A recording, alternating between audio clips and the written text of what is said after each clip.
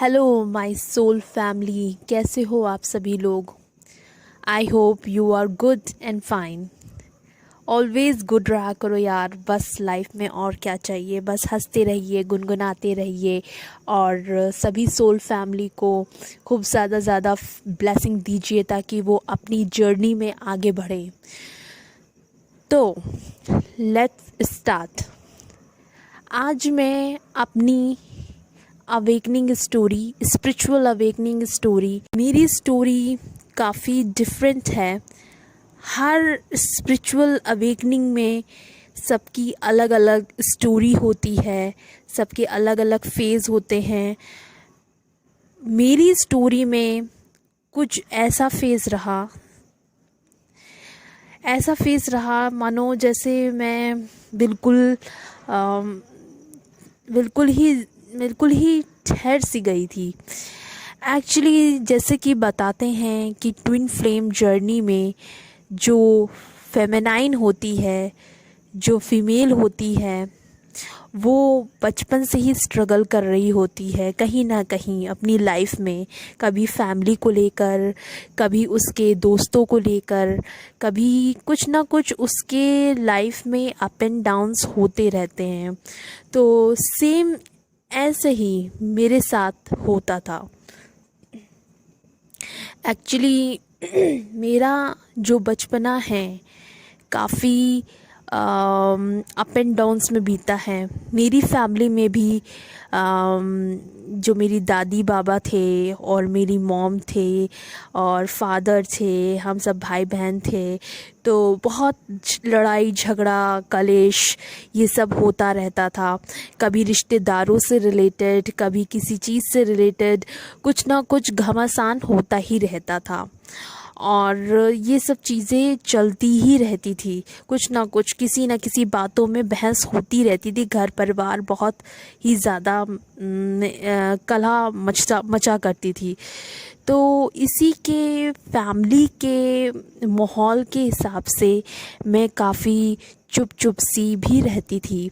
और स्कूल में शिकायत भी मिलती थी कि आपकी बेटी काफ़ी चुप सी रहती है, क्या घर में लड़ाई झगड़ा होता है। तो मेरे पेरेंट्स बोलते थे नहीं नहीं, बस वो कुछ चीज़ें हाइड करने की कोशिश करते थे। लेकिन क्या करें, हर माँ बाप चाहता है मेरी बेटी आगे बढ़े, पढ़ाई करे। बस ये चीज़ है। इसी माहौल में मेरा समय निकला और धीरे धीरे करके मैं बड़ी हुई। तो उसके कुछ दिनों बाद मेरे फादर को शुगर की बीमारी हो गई। वो काफ़ी चिड़चिड़े हो गए, काफ़ी बीमार होने लगे। मम्मा उनका बहुत ध्यान देती थी, लेकिन फिर भी उनकी जो तबीयत थी हमेशा ख़राब रहती थी, कुछ ना कुछ उनको लगा ही रहता था।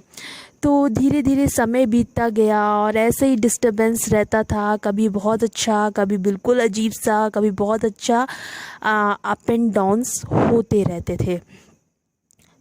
तो अचानक से पापा को काफ़ी बीमारियों का और सामना, मतलब कभी वो ठीक ही नहीं हुए, कुछ ना कुछ उनके साथ लगा रहता था। और वो होता है ना, भगवान को जो मंजूर होता है वो होके रहता है। तो एक दिन ऐसा आया कि सब कुछ जैसे ठहर सा गया। इस बीमारी के कारण, शुगर की बीमारी थी, इस बीमारी के कारण वो इस दुनिया से अलविदा कहना पड़ा उन्हें, क्योंकि काफ़ी बीमार रहने लगे थे। तो ऐसे ही दोस्तों मेरा बचपना गुजरा, कभी लड़ाई झगड़ों में, कभी पापा की बीमारी में, इन सब चीज़ों में होता रहता था। कभी कभी बीच में बहुत हैप्पीनेस होती थी, कभी कभी अप एंड डाउन्स चलते रहते हैं, होता रहता था। लेकिन पापा की बीमारी ने हम सभी फैमिली वालों को झिझकोर के रख दिया था, काफ़ी डिस्टर्ब रहते थे। तो इसके बाद मेरी मदर ने काफ़ी स्ट्रगल किया, काफ़ी कुछ हुआ। फिर उसके बाद फादर के जाने के बाद मुझे उनकी ही जॉब में, उनकी जॉब जहाँ करते थे, क्योंकि वो ड्यूटी पे वो एक्सपायर हुए थे, तो उनकी जॉब में मुझे उनकी जगह मिल गई थी। परमानेंट नहीं, लेकिन एज अ कैजुअली। तो मैंने वहाँ कुछ दिन काम किया। मैं दोस्तों बहुत ज़्यादा टूट गई थी, बहुत ज़्यादा बिखर गई थी। हर दिन ऐसा नहीं जाता था कि पापा को मैं मिस ना करूं। बहुत रोती थी, परेशान रहती थी, नर्वस रहती थी। कैसे मैं पापा के ऑफ़िस जाऊंगी, कैसे मैं इंटरेक्ट करूंगी वहाँ के लोगों से। और मतलब मेरी तो लाइफ में ये सबसे बड़ा बहुत बड़ा हादसा था। फादर का जाना, अचानक से उनकी जगह जॉब करना। पापा मेरे सेंट्रल जॉब में थे, तो मुझे मुझे उनकी जगह मिली पोस्ट में, क्योंकि मैं घर में बड़ी थी, तो मुझे दे दिया गया जॉब। तो इस सब में चलते मैं बहुत ज़्यादा टूटी बिखरी, और जॉब भी देखती थी, फिर उसके बाद घर में आती थी तो मायूस सी भी रहती थी और बहुत अजीब सा फील करती थी। फिर उसके बाद धीरे धीरे समय बीतता चला गया, और मैं ऐसे ही बिल्कुल टूटी रहती थी। फिर अचानक से जब इतना ज़्यादा मैं स्ट्रेस थी, रोज़ जाती थी ऑफिस, रोज़ रोज़ रोज़ नर्वस रहती थी, परेशान रहती थी, कुछ अच्छा नहीं लगता था, ज़बरदस्ती जॉब कर रही थी, और मुझसे ये सब चीज़ें बहुत अजीब फील करा रही थी। मतलब कुछ अच्छा ही नहीं लग रहा था। लेकिन फिर भी मन के अंदर एक लाइट थी, एक भरोसा था। वो कैसा भरोसा था, क्या लाइट थी, वो मुझे एक अचानक से हैप्पीनेस फील कराती थी, मजबूत फील कराती थी। ये शक्ति को मैं महसूस कर सकती थी अपने अंदर, और मैंने हर तरीके से उसी शक्ति का, जो मुझे थोड़ा बहुत अनुभव होता था, तो उसी शक्ति से मैं अपने आप को सपोर्ट और बैलेंस में ले आती थी। खुद ही को सपोर्ट करती थी, बैलेंस में ले आती थी। लेकिन उस समय भी मैं कभी ये नहीं कि मैं गलत राह में जाऊँ, फ्रेंड्स बनाऊँ, बॉयफ्रेंड्स बनाऊँ, ये सब कुछ नहीं था मेरी लाइफ में, ये सब बिल्कुल भी नहीं था। और क्योंकि कम एज में 18 इयर्स की थी मैं, और उस समय पापा की बीमारी के चलते, घर फैमिली के चलते, मैं इतना दोस्तों से भी इंटरेक्ट नहीं कर पाती थी, और कॉलेज का भी माहौल इतना नहीं रहा। तो इसी सब में लाइफ जो है आगे बढ़ने लगी। तो बस इतनी छोटी सी उम्र में इतनी बड़ी ज़िम्मेदारी, तो ये सारी चीज़ें हैं। 18 के बाद 19 में, तो ये सारी चीज़ें हैं। तो मैं ये सब चीज़ें देख ही रही थी। धीरे धीरे धीरे ऐसे ही टाइम बीत गया, और मेरा ऐसे ही चलता रहा।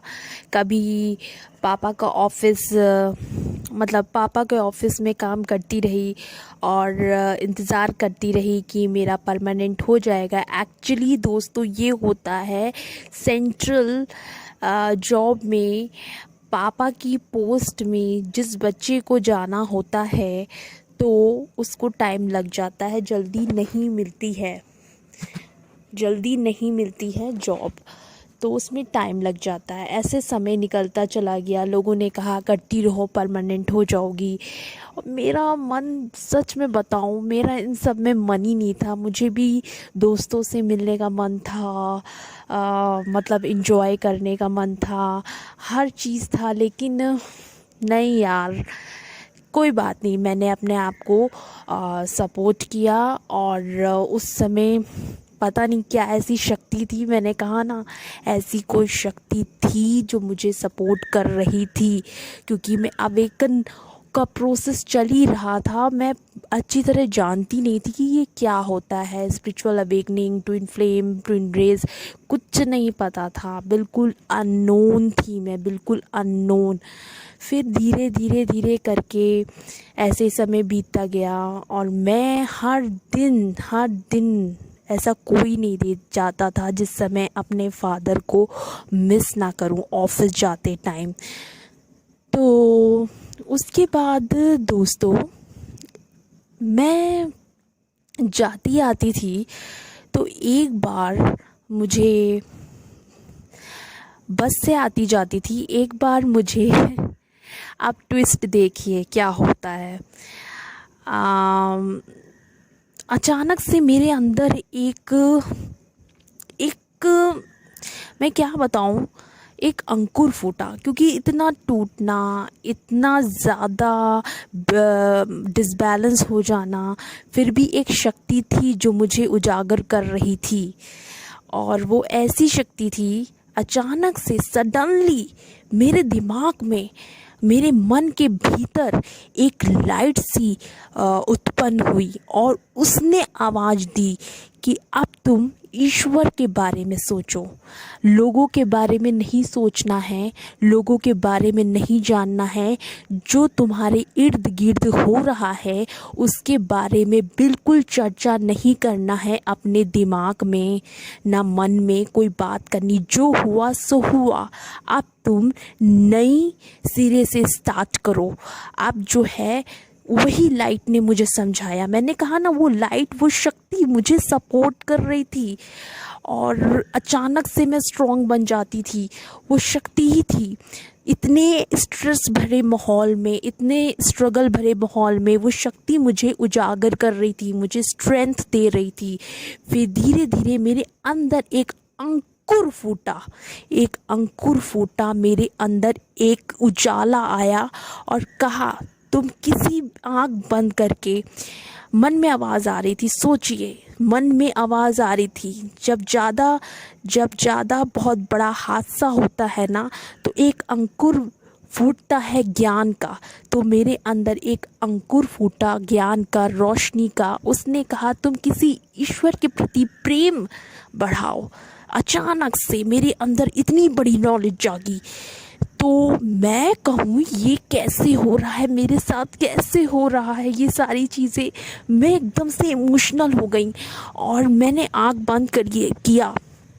मैं एकदम से इमोशनल हो गई। मैंने आँख बंद किया और उसमें आँख बंद करते ही मुझे श्री कृष्ण नज़र आए। इतने सारे देवी देवता हैं हिंदुओं में, मुझे सिर्फ श्री कृष्ण नज़र आए, सिर्फ श्री कृष्ण नज़र आए। मैंने कहा बस, मुझे मेरे पूरे सवालों का आंसर मिल चुका है। मुझे अपने पूरे सवालों का आंसर मिल चुका है दोस्तों। मेरे अंदर श्री कृष्ण का प्यार जाग गया ऑटोमेटिकली। मेरे अंदर श्री कृष्ण का जो अस्तित्व था मुझे साफ नज़र आ गया था। मैं बिल्कुल हरी भरी चंगी हो गई थी उसी समय, उसी एंड वक्त पे मैं बिल्कुल पावरफुल हो गई थी। रोते रोते, नर्वस होते होते एक ब्रेक डाउन हुआ। उसके अंदर से एक ऐसी रोशनी उजागर हुई कि अंकुर फूटा इतने बड़े ज्ञान का। मैंने समझ लिया कि अब मुझे कुछ नहीं सोचना है। जो ये स्ट्रगल चल रहा है, बस अब इस स्ट्रगल के साथ एक रोशनी जो मुझे दिख रही है वो है भगवान, परमात्मा का दीप, सुप्रीम पर्सनालिटी ऑफ गॉड है श्री कृष्णा। मैं बस जब ऑफिस जाती थी, बस मैं बैठ जाती थी अपनी चेयर में, काम करते टाइम कृष्ण जी की म्यूज़िक सुनती थी, भजन सुनती थी, कीर्तन सुनती थी। मेरा स्पिरिचुअलिटी में मन लग गया था। और दोस्तों, मैं जब भी बस में ट्रैवल करती थी, वॉक करती थी, बस श्री कृष्ण के गाने सुनती थी, श्री कृष्ण की कहानी सुनती थी, श्री कृष्ण की लीलाएं सुनती थी। मेरा इतना ज़्यादा अट्रैक्शन बढ़ गया था श्री कृष्ण की ओर।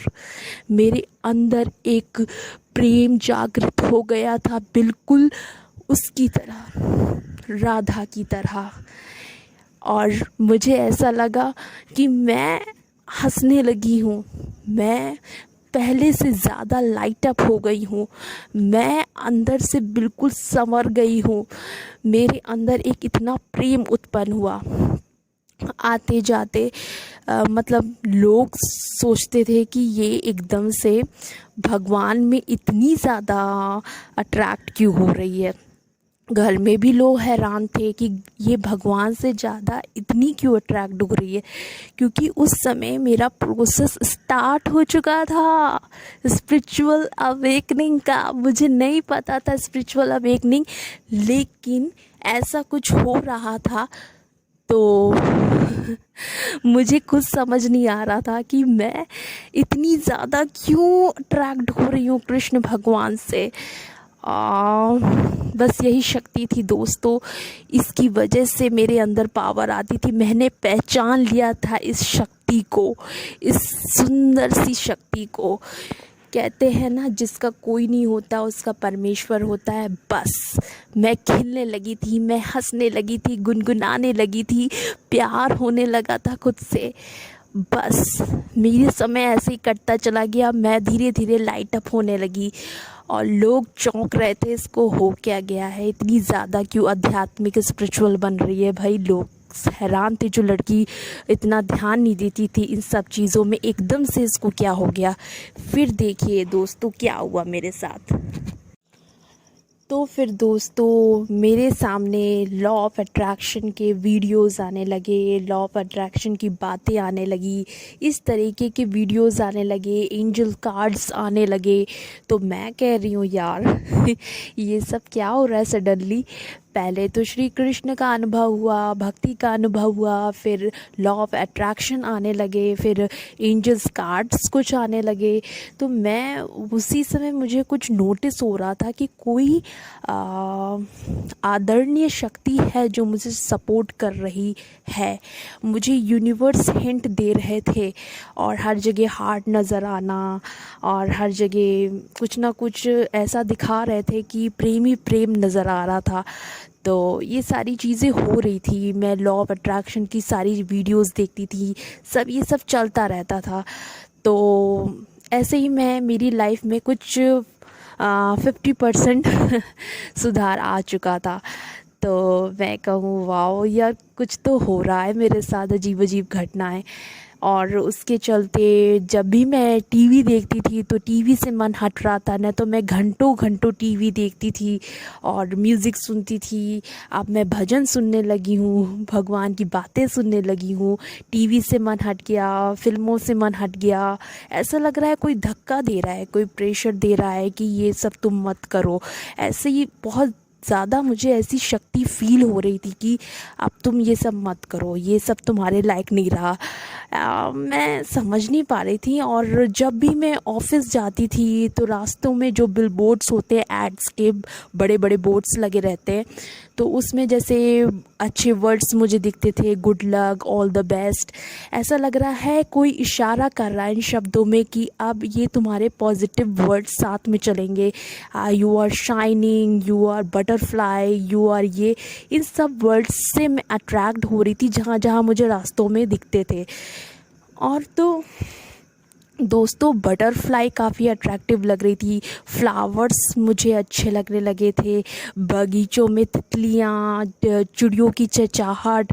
ऐसा लग रहा है कि मैं पहले जैसे बंद थी एक डिब्बे में, तो मुझे खोल दिया गया है, अब मैं आज़ाद हूँ। जैसे लगा कि मैं अब लॉकअप से आज़ाद हूँ, ऐसा आज़ादी जैसा फ़ील हो रहा था।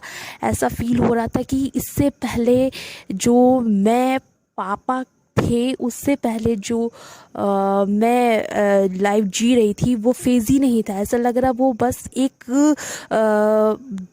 दब रही थी मैं, घुट रही थी मैं। और फादर के जाने के बाद वो सारी चीज़ें जो घटनाएं हो रही थी मेरे साथ, ऐसा लग रहा मैं अब आज़ाद हूँ, अब मैं जी रही हूँ, अब मैं खुल के आ रही हूँ। इस तरीके की चीज़ें फ़ील होना शुरू हो गया था। और मेरे साथ ये भी हो रहा था कि मुझे किसी ने नहीं बताया था कि एंजल्स नंबर 33441122। पहले मुझे अपनी जर्नी में 111 दिखा। 111 मतलब न्यू बिगनिंग। और 111 लिखा ना इस तरीके की साइंस, मुझे 111 बहुत दिखता था, बार बार दिखता था। मैं समझ नहीं पाती थी। ये 111 से मैं बहुत अट्रैक्ट भी होती थी, बहुत ज़्यादा अट्रैक्ट होती थी। ये नंबर मुझे अट्रैक्ट कर रहा, और ये भी मैं जान गई थी कोई शक्ति मुझे इशारा कर रही है, बल्कि कोई मुझे बताने वाला नहीं था। बस ये था कि मैं समझ नहीं पा रही थी। ये सारी चीज़ें मेरे साथ अजीब अजीब घटनाएं होना, मतलब एकदम से सडनली सब कुछ चेंज। सपनों